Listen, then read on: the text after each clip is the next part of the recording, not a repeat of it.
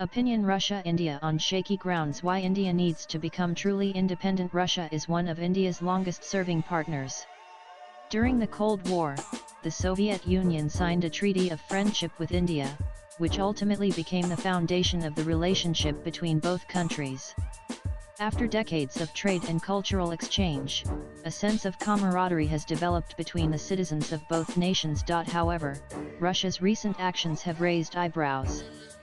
First of which is the acknowledgement that US President Donald Trump played a personal and pivotal role in negotiating a ceasefire between India and Pakistan, a claim that India has vehemently denied. The second action is a bit more complex and is rolled up in history, international relations, and regional tensions.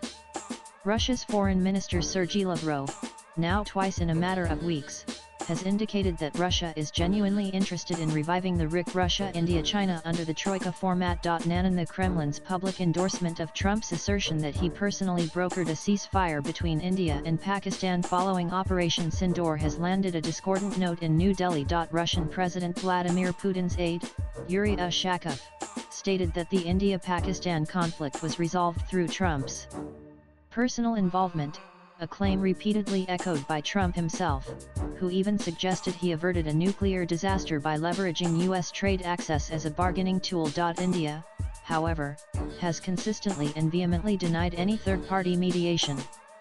External Affairs Minister S.J. Shankar firmly rejected these claims, clarifying that the cessation of hostilities on May 10 occurred through direct communication via a hotline, initiated by the Pakistani army. Similarly, Shaky Tharoor, leading an all-party delegation to the U.S., unequivocally stated that India had never particularly wanted to ask anyone to mediate, stressing that mediation implies an equivalence between parties, which India rejects between a state fostering terrorism and a multi-party democracy exercising its right to self-defense. Russia's alignment with a narrative that undermines India's sovereignty and strategic autonomy on such a sensitive security matter casts a shadow over their long-standing partnership. Adding to it, National Security Advisor Ajit Doval has also cancelled his planned trip to Russia. Nanan against this backdrop, Russian Foreign Minister Sergei Lavrov's repeated calls for the revival of the Russia-India-China RIC Troika, citing significantly eased tensions between New Delhi and Beijing, appear left field. The RIC format, established in 1996 to challenge U.S. unipolarity, has been largely dormant since the deadly Galwan Valley clashes in June 2020. Russia perceives its revival as a step towards a multipolar architecture and pan-Eurasian processes. Lavrov has expressed that Russia has a genuine interest in resuming ministerial-level meetings, asserting that an understanding has been reached between India and China on how to ease the situation on the border. Nanan Lavrov's assessment of eased tensions, however, stands in stark contrast to India's ground reality. India's Army Chief, General Upendra Dwivedi, recently affirmed that border tensions persist, with a degree of standoff remaining and India maintaining its troop deployments along the line of actual control, which indicates a clear lack of trust for China. And he has been proven right. China's actions during the recent India-Pakistan conflict exposed a chilling dimension of the China-Pakistan nexus. Pakistan extensively employed Chinese weapon systems and manufactured jets in its retaliation, attacking Indian soil. China provided significant strategic aid, including helping Pakistan reorganize its radar and air defense systems and adjusting satellite coverage over India during the critical 15-day period from the Pahalgam massacre to the start of large-scale fighting. This level of logistical and intelligence support is akin to being an accessory to a murder. It has led to a deep erosion of trust in India, cementing a two-front situation in its strategic planning. Furthermore, China continues its territorial assertiveness with claims over Arunachal Pradesh and renaming 27 places as recently as May 2025, a move India calls preposterous and an attempt to alter undeniable reality. In addition, Beijing's consistent blocking of India's proposals at the UN Security Council to ban Pakistan-based terrorists implicated in major attacks against India, including the Pahalgam terror attack in 2611, further highlights its deep-seated strategic alignment with India's primary adversary.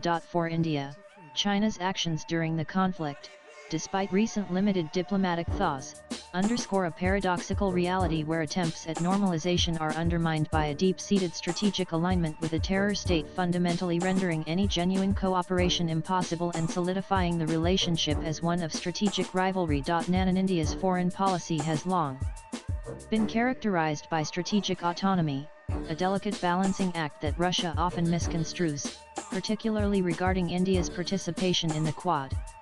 While Russia's Foreign Minister Lavrov has alleged that the US and Quad are coercing India into anti-China military operations, India maintains that Quad is a diplomatic partnership for maritime security and a free and open Indo-Pacific, not a military alliance targeting China. India's neutrality on the Russia-Ukraine conflict, including abstaining from UN resolutions, and Prime Minister Modi's concurrent engagements with both Western and Russian leaders, underscore its commitment to multi-alignment, rather than outright alliance with any single power bloc. India has continued to buy crude oil despite sanctions on the sale of Russian crude oil, underlining the relationship that both these nations share. Despite Russia retaining a degree of strategic trust and remaining a key defense supplier, the recent diplomatic gaffes and the push for a problematic RIC revival might force India to re-evaluate its foreign policy foundations. China's continued support for Pakistan's military capabilities and its diplomatic protection of Pakistan-based terrorist organizations means that the India-China relationship cannot evolve beyond a transactional one, fraught with underlying tensions. While economic interdependence with China is substantial, highlighted by a significant trade deficit and reliance on Chinese components, India's strategic imperatives, including managing a potential two-front situation, necessitate strengthening diverse partnerships, especially in its South-South axis. Swipe left for next video. Russia's actions are jarring, from endorsing a disputed ceasefire narrative to advocating a troika with an actively hostile China. It pushes India to prioritize its own security and strategic interests with even greater determination. India must continue to strengthen partnerships with countries across the Indo-Pacific, Europe, and the Southern Hemisphere, and position itself as a leader of the Global South. India's challenge now is to navigate this complex geopolitical landscape by becoming truly independent, resisting global geopolitical headwinds that compromise its core security interests, and forging a path ensuring its long-term stability and growth. Views expressed in the above piece are personal and solely that of the author.